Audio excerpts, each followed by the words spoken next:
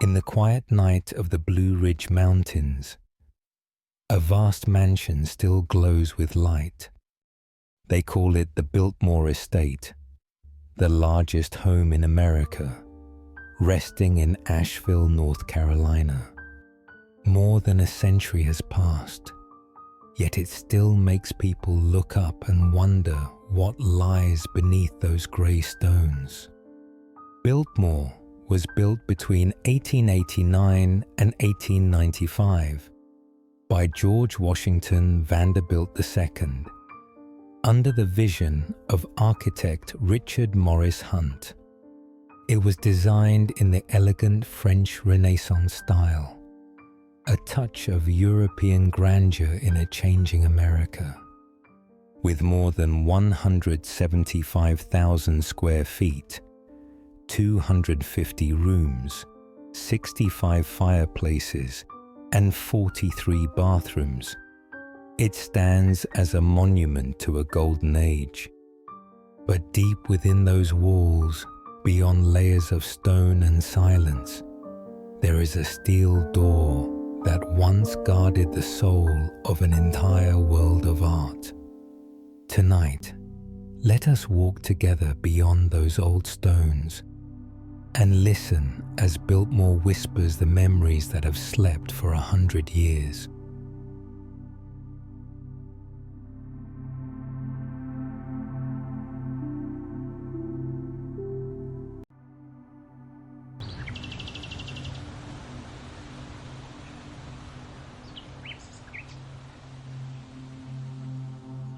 At the end of the 19th century, America entered an era of awakening and expansion.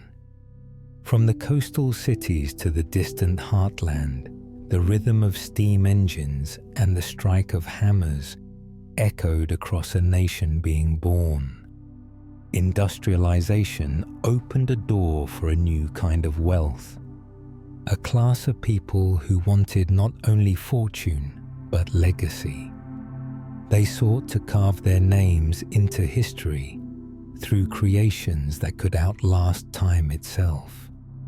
It was the age of grand mansions, homes built not merely to live in, but to declare beauty and ambition. Across the country, powerful families raced to recreate the glory of Europe, as if to say that America too, young as it was, could stand beside Paris or Florence. But amid the noise and smoke of industry, one young man searched for silence. His name was George Washington Vanderbilt II. He was the 8th generation descendant of Cornelius Vanderbilt, who had built one of the greatest shipping and railroad empires of the Gilded Age. Yet George was different. He had no desire for the chaos of business or the clamor of the trading floor. His heart belonged to books, to art, and to the quiet beauty of nature. While most of the wealthy gathered in New York to flaunt their riches, George looked south, toward the mountains, the forests, and the valleys filled with wind and mist.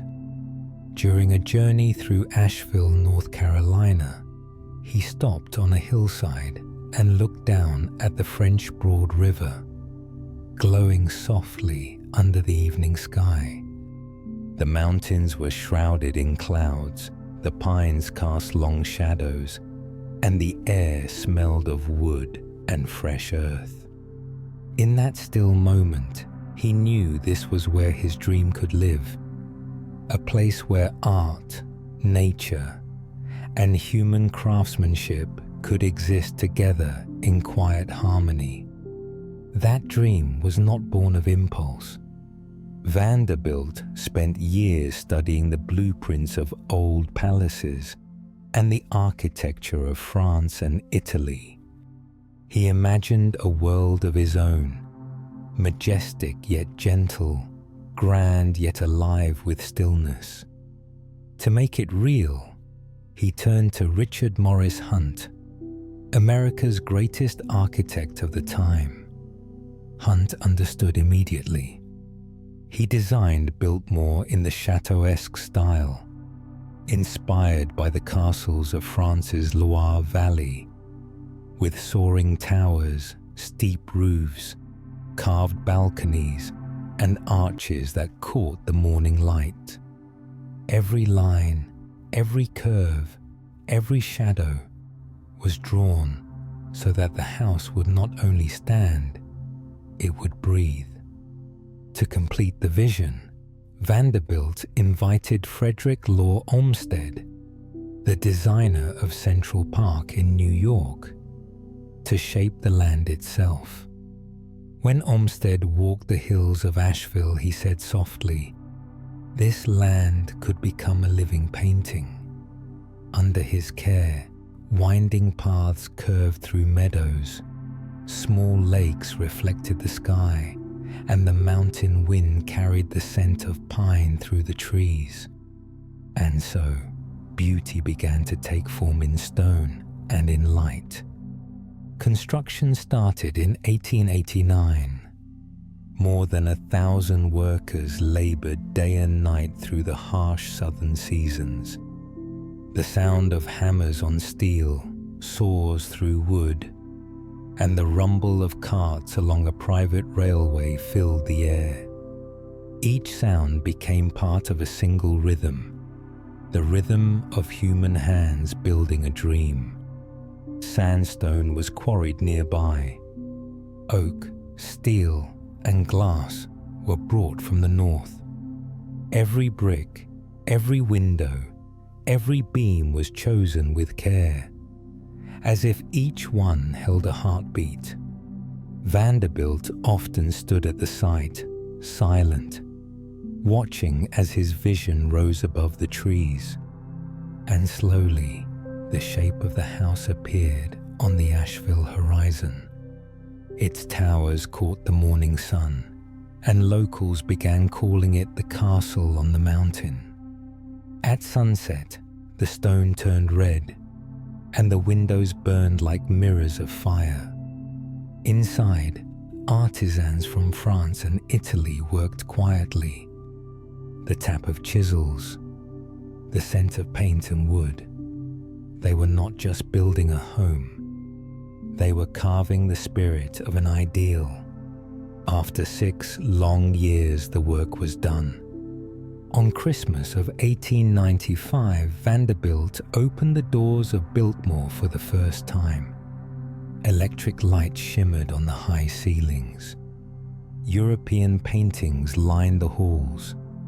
Fireplaces glowed with warmth as music drifted through the air.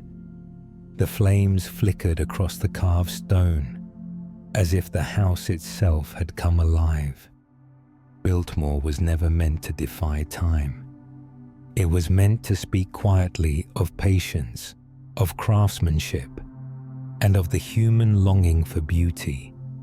In an era dominated by smoke and industry, one man chose to cultivate stillness, and when it was done, standing silent among the pines, shining beneath the moon, everyone who saw it understood.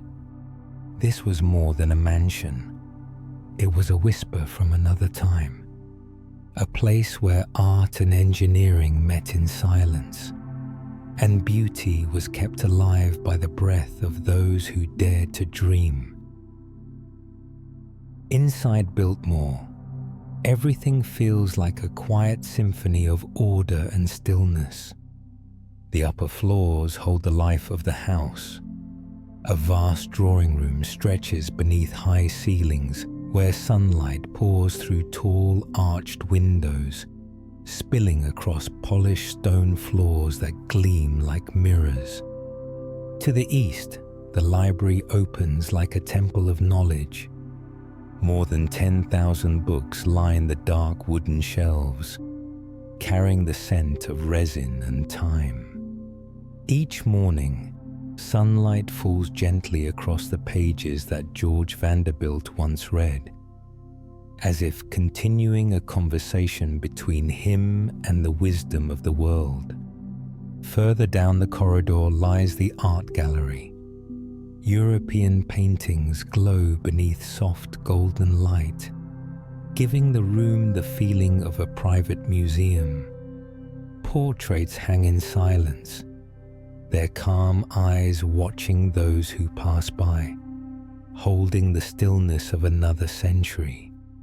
Beneath all that beauty, another world breathes quietly. No laughter, no music, only the deep, steady hum of machinery and steam. The engine room lies below the stone floors, where pipes and boilers work day and night to keep the house warm in winter and cool in summer. Hidden corridors connect every part of the mansion, where servants move silently, like shadows, ensuring that everything above remains perfect. The smell of metal, the hiss of steam, and the low sound of turning gears blend into the heartbeat of the house. Few people ever knew that, beneath the marble and light, a living system was always in motion. In its silence, Biltmore is a body that breathes, a place where steam, light, and human hands move in harmony. Then the hum fades. Time begins to echo softly against the old walls. In 1914, when George Vanderbilt passed away, Biltmore grew still, as if it had lost its heartbeat. His footsteps, once gentle along the corridors, became memories.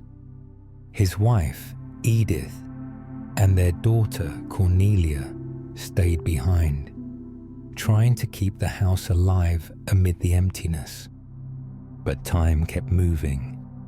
War and hardship came, and the weight of keeping a home this vast became too heavy to bear. By 1930, during the Great Depression, the Vanderbilt family made a decision no one expected. They opened Biltmore to the public. It was not for profit, but for preservation. They wanted the estate to keep breathing, and they wanted the city of Asheville to have something beautiful to hold on to. Locals began walking through the great iron gates that once belonged only to nobility. Their footsteps crunched softly on the gravel as they looked up at the grand arches and vaulted ceilings.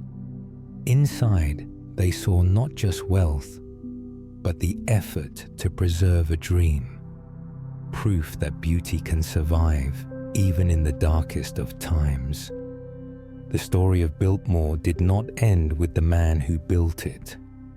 The house continued to live through the warmth of unfamiliar footsteps, through the wind moving gently across its rooftops, through the walls that still remember every sound. It became part of the land's memory, both a symbol of pride and a reminder of what it cost to endure.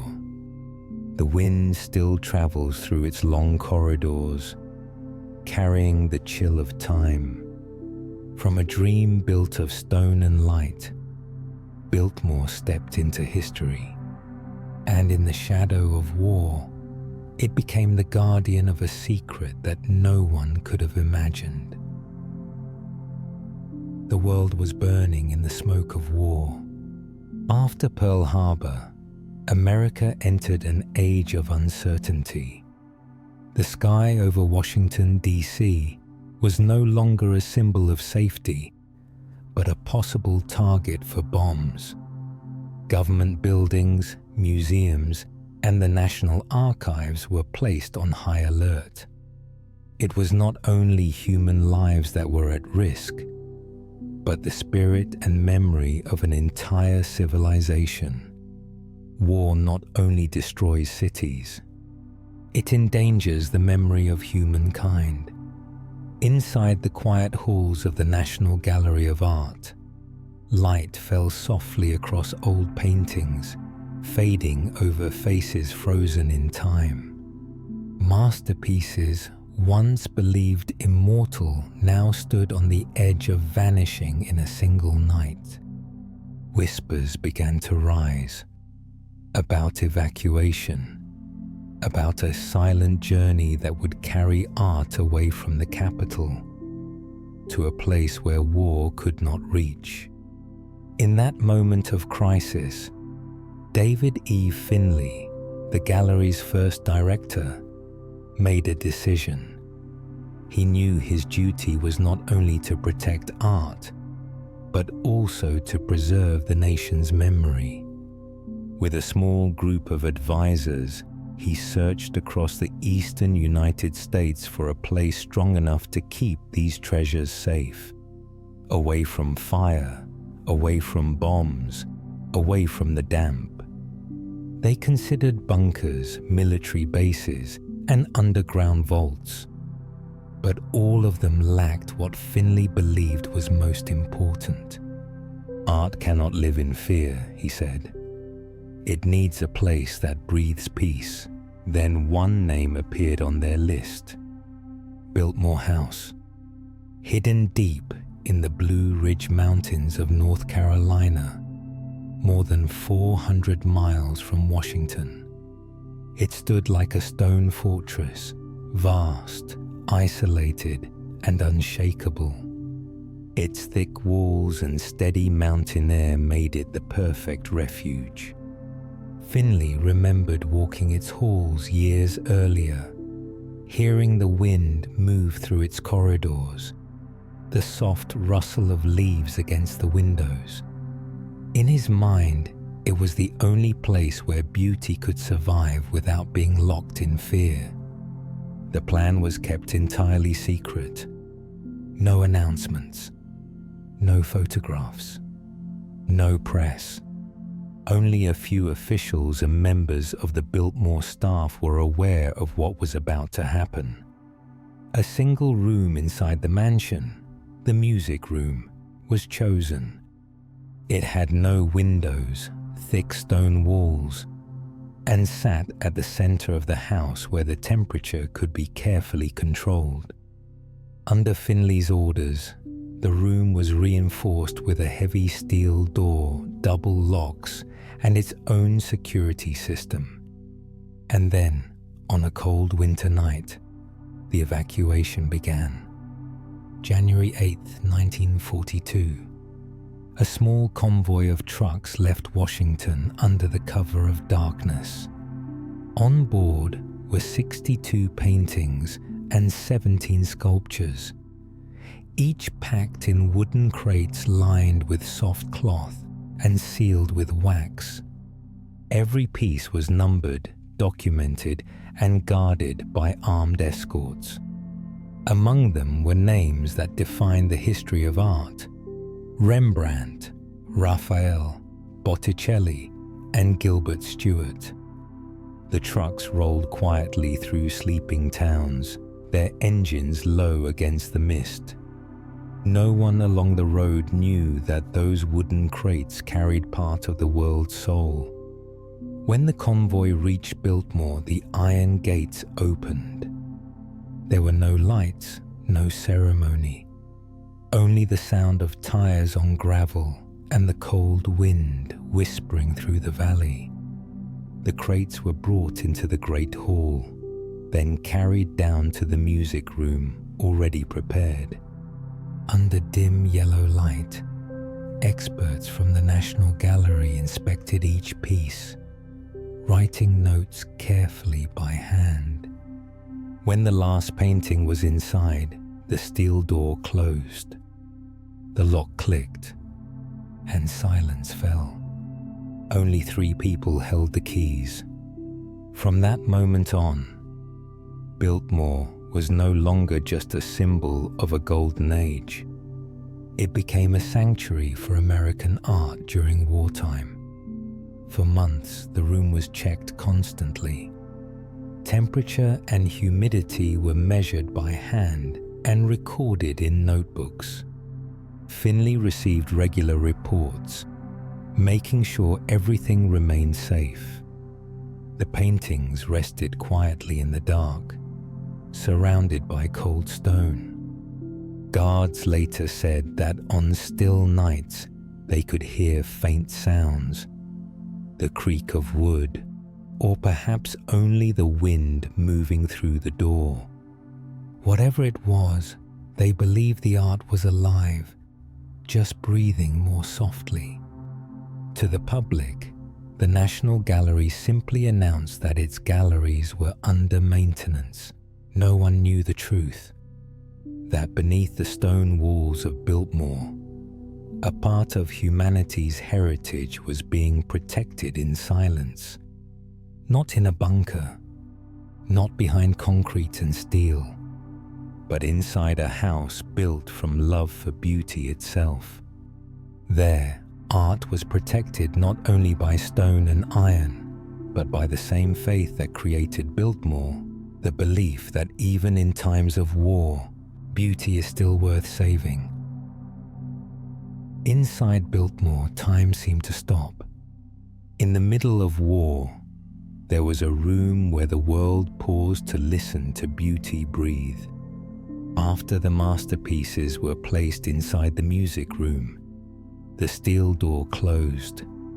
From that moment, the outside world no longer existed within those thick stone walls. According to records from the Biltmore Estate and the archives of the National Gallery of Art, the room was completely sealed, with access strictly controlled. Only 3 people held the keys: the estate manager, a representative from the gallery, and the head of security. No one else was allowed to touch that door. It was more than a security measure.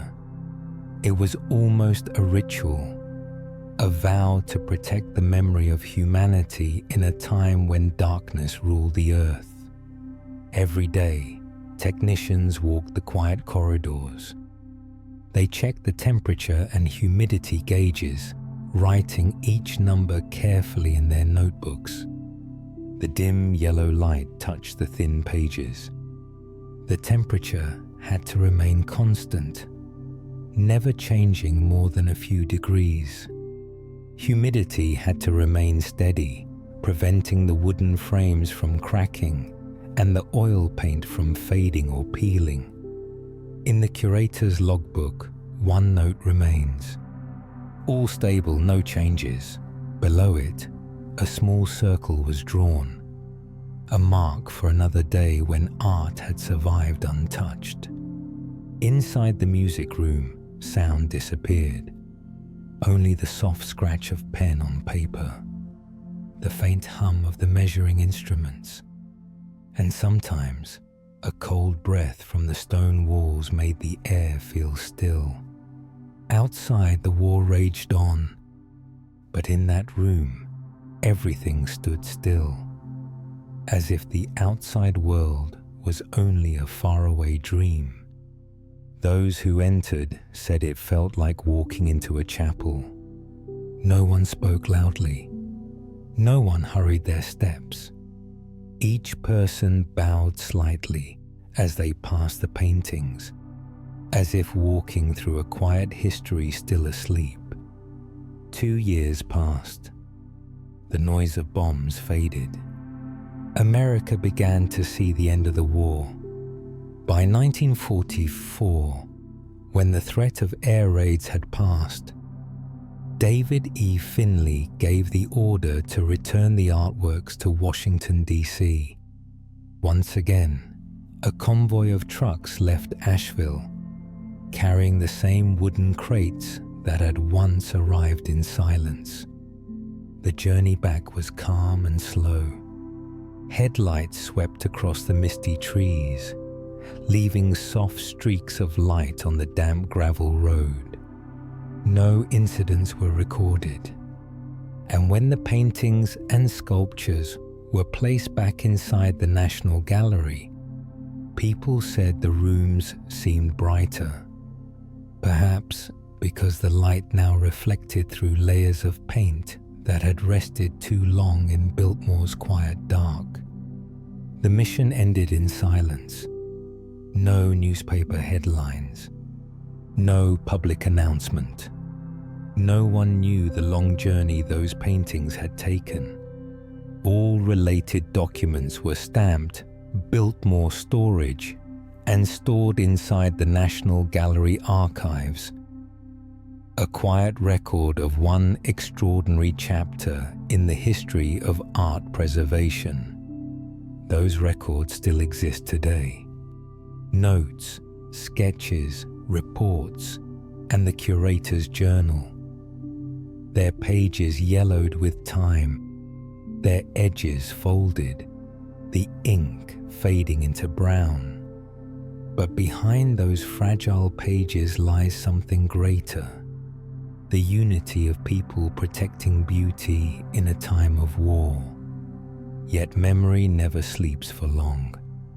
Another story began to whisper through generations. Locals in Asheville said that during the evacuation, a small room behind the music room had been sealed off. A storage space for tools and spare crates. After 1944, that room was never opened again. No blueprints mentioned it. No staff confirmed entering it. But the rumor spread. Something might still be inside. Maybe only empty boxes. Maybe something forgotten. No one knew, and the Biltmore Company never confirmed. Still, the story lived on. Told in cafes, in the voices of tour guides, in the quiet glances of visitors standing before the iron door. They called it the locked room beneath the mansion. Maybe it's only a legend. But sometimes the unknown feels more real than the truth, because what we cannot know often draws us closer than what we can explain. Today, visitors walk past the music room without realizing that this was once a shelter for art during the Second World War. The stone walls remain silent. Light still falls softly across the wooden floor. And if you stand quietly enough, you might hear a faint echo, not sure if it comes from the room itself or from the memory of the house. When the war ended, the steel door closed once more, but inside it, art and memory remained. Still, silent, breathing slowly, like the heart of the house itself. And somewhere within the cold stone, beauty still breathes. At the end of the 19th century, as grand mansions rose across America, the upper class began to follow a new philosophy of living, a philosophy of silent presence. It was an era when true luxury was not about display, but about the art of disappearing perfectly. In the great estates, servants were never meant to be seen by guests. Every meal, every task, every detail had to be completed before the master entered the room. It was called the principle of invisible service. Perfection measured not by words, but by the illusion that everything functioned effortlessly, even when no one appeared to be in control. For the wealthy families of the Gilded Age, that invisibility was the highest form of refinement.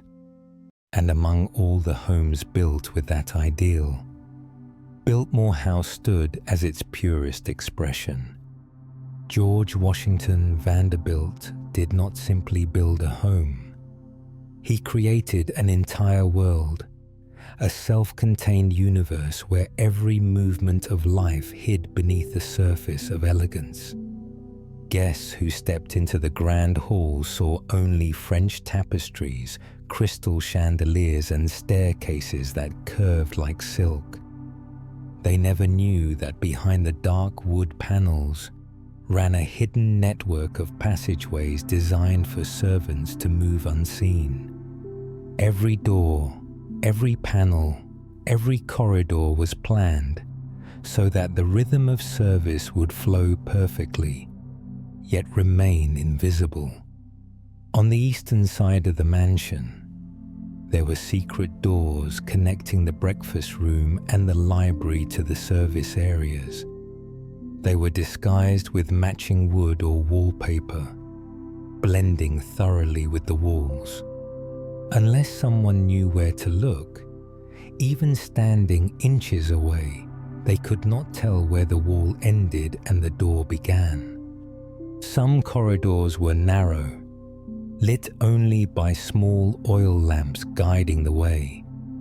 They led to the kitchens, the laundries, the storerooms, the quiet engines behind every glittering dinner upstairs. Atlas Obscura once called them the veins beneath the skin of a giant being, and that was true. At Biltmore, silence was intentional. The footsteps of servants were never allowed to touch the laughter of guests. If the upper floors were a place where light sang, the lower floors were where steam whispered. The deeper you went, the air began to change. The smell of old wood mixed with oil and heat from the pipes.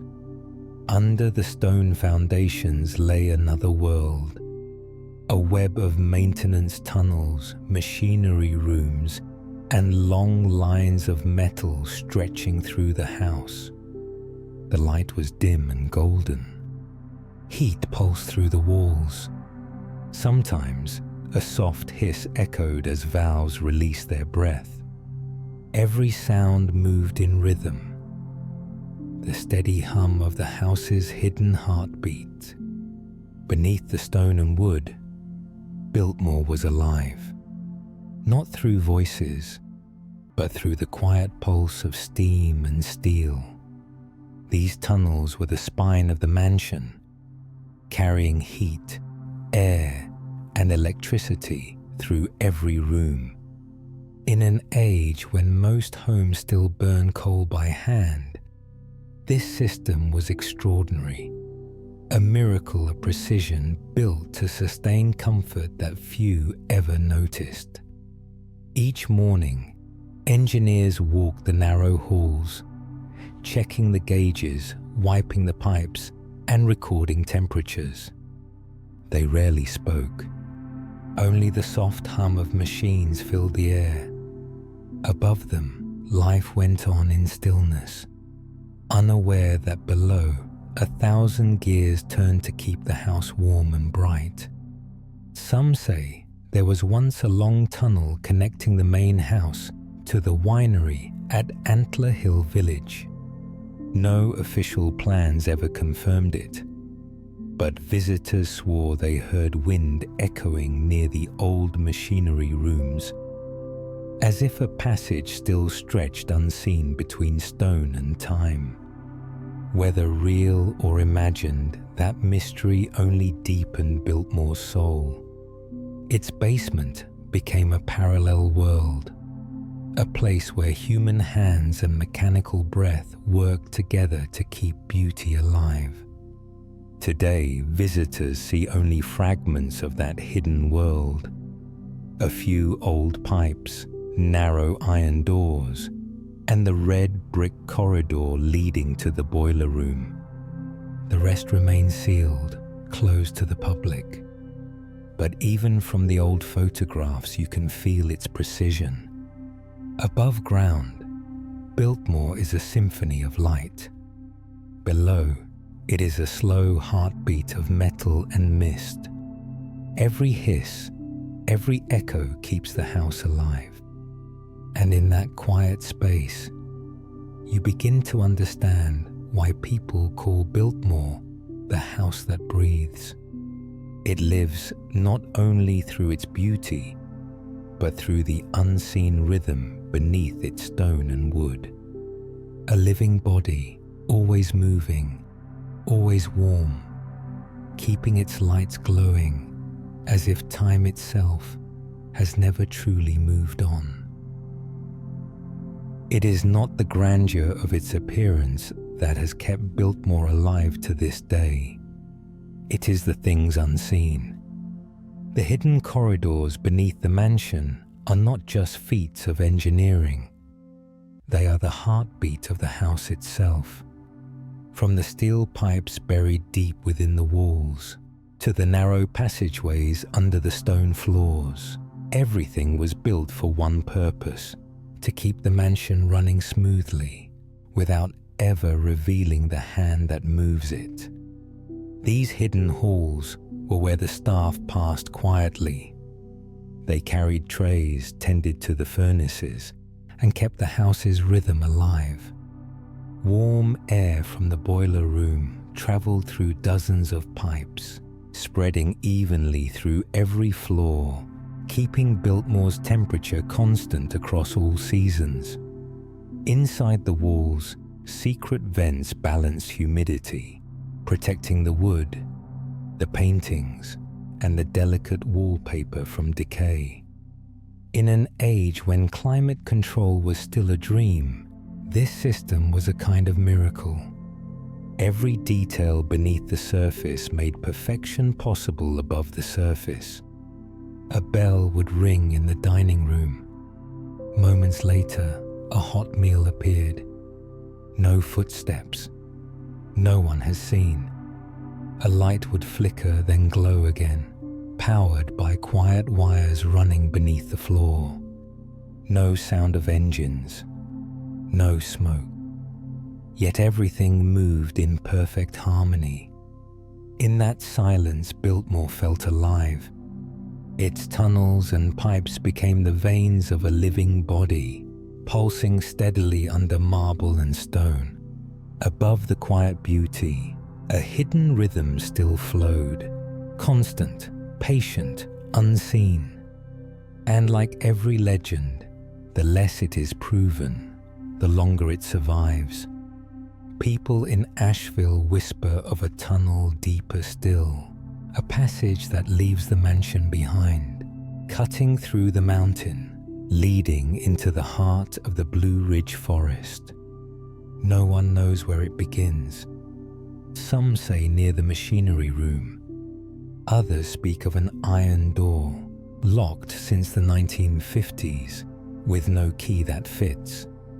They call it the Ridge Tunnel, a secret passage built for a reason only its master ever knew. Every city has its mysteries, and for Asheville, that mystery lies beneath Biltmore. Stories are passed down from one generation to the next. No one proves them. No one denies them. And maybe no one truly wants to. Some say that on fog-heavy nights, if you stand near the western wing, you can hear a faint sound rising from the earth. Aim. A whisper of wind through old pipes, or the soft tremor of metal brushing against metal. No one knows if it's real, or if it's the memory of the house itself, still breathing. For the people of Asheville, the legend doesn't need to be true. It exists like a shared memory, a reminder that Biltmore is not only stone and architecture, but the living soul of the land around it. Among the damp forests and quiet streams, the name Biltmore is still spoken softly, like the name of an old friend. Mysterious, noble, and carrying something never revealed. And perhaps it is what remains unrevealed that keeps us from leaving. Beneath the chandeliers, where violins once played and laughter once filled the halls, there lies another world, a place where only steam and metal speak, a world built not for the eyes, but to uphold everything shining above. Under the crystal lights, beneath the echo of music, there is a stone and mist and the footsteps of a past that never truly left. And if one night you stand in Biltmore's hallways and stay silent long enough, you might feel it, as if the whole house, it is still keeping its promise to the past. When you open the archives of the National Gallery of Art, there is a faint line written on the cover: Biltmore Storage, 1942 to 1944. Inside are detailed records of dates, temperatures, humidity, and lists of artworks, written in the careful handwriting of those who once lived through the war. Beside them, black and white photographs show rows of sealed wooden crates under the dim light of the music room. Each photograph feels like a fragment of time, quiet, precise, but filled with the silent fear of an age when a single bomb could erase centuries of beauty. Between the numbers and the fading ink, there is something beyond words, a feeling that beauty itself had once been saved. The Charlotte Observer once wrote, "If Washington were ever bombed, Biltmore would become the sanctuary of America's artistic soul." Even today, that line makes people stop and think, because beyond history, Biltmore became something greater than a house. It became a symbol, a private home that once protected the spirit of a nation's art. In the darkest hours of the 20th century, while the world trembled in fear, there were still hands that chose to preserve beauty instead of letting it fade away. If one quiet afternoon you walk through the grand hall of Biltmore, you might feel that truth. The doorways still stand, as if they were never fully opened. Every wall, every carpet, every window frame carries a thin layer of memory from the time when this was not only a home, but a refuge of faith. And in the way the mansion was built, you can see it clearly. Biltmore was created to protect what is most fragile in the quietest way possible. Upstairs, the hidden servant corridors speak of discreet service, a world where the art of remaining unseen measured perfection. Downstairs, the steel door of the music room holds another kind of memory, where art was sealed away to outlast both time and war. One protected the rhythm of the house. The other protected the soul of a nation. Together, they shared one truth. Silence can preserve what is most precious. One world opened for life, the other closed to protect time. Between them, Biltmore stood like a bridge, between the personal and the national, between beauty displayed and beauty protected. And perhaps at that meeting point, Vanderbilt left his most incredible legacy: the grace of order, and the belief that beauty must be protected even when no one can see it. When you walk down the long corridors, your footsteps echo softly across the wooden floor. It feels as though you are moving between two layers of memory, one belonging to a man, one belonging to a nation. Through the dust of time, they merge into one, and Biltmore becomes more than a home. It becomes a vessel of emotion for a country that once knew fear, but also knew how to love and to protect what it held dear. Every stone, every carved line, every faint echo beneath the vaulted ceiling tells the story of a time when silence became strength. Today, visitors walk past the music room, seeing only walls of stone and wood. But if they stand still long enough, they might feel something softer, a lingering warmth left behind by those who believed that art could be saved even as war drew near. In the cool air, the scent of time still lingers. It reminds us that history is not always told through noise, but through stillness. And in that stillness, Biltmore stands as a bridge between two worlds, between power and art, between people and memory. It reminds us that the most precious things in life are not always what we see, but what we choose to protect in the shadows.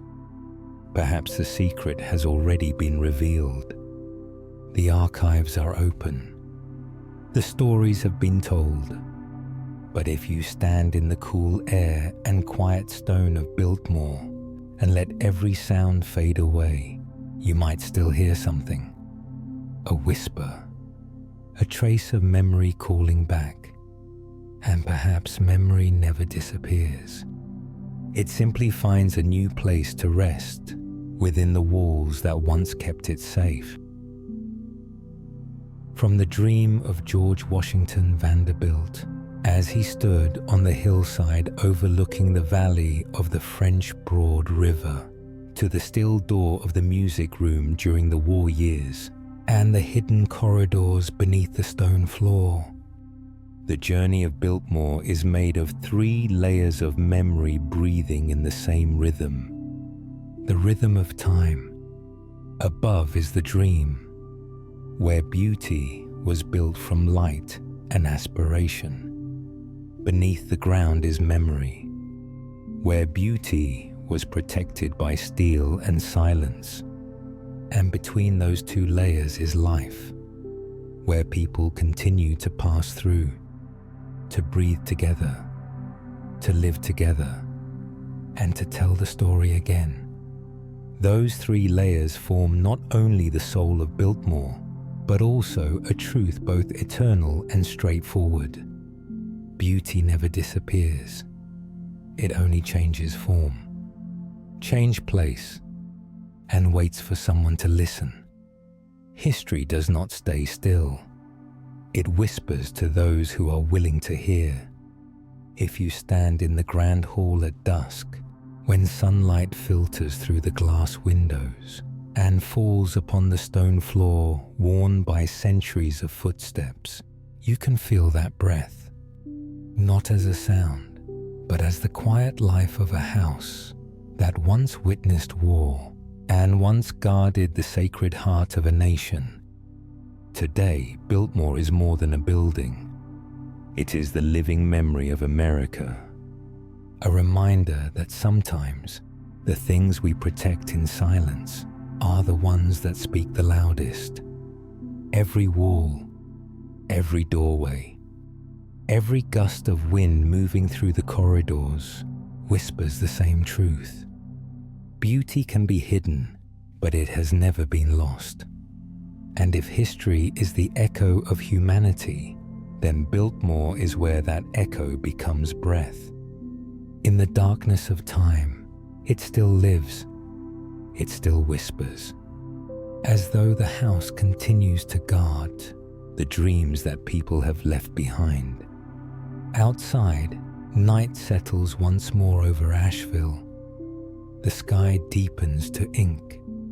Wind drifts through the pines, carrying the scent of damp earth and dry leaves from the Blue Ridge. Golden light glows faintly from the windows, like the last embers of memory refusing to sleep. The sound of a piano fades through the old hall, merging with the wind, then dissolving into silence. And perhaps, if you stand still long enough, you will hear it. A faint sound, a quiet greeting from the house itself. To those who choose to listen, thank you for walking with me through the corridors of memory. Until we meet again, when night falls once more over Biltmore.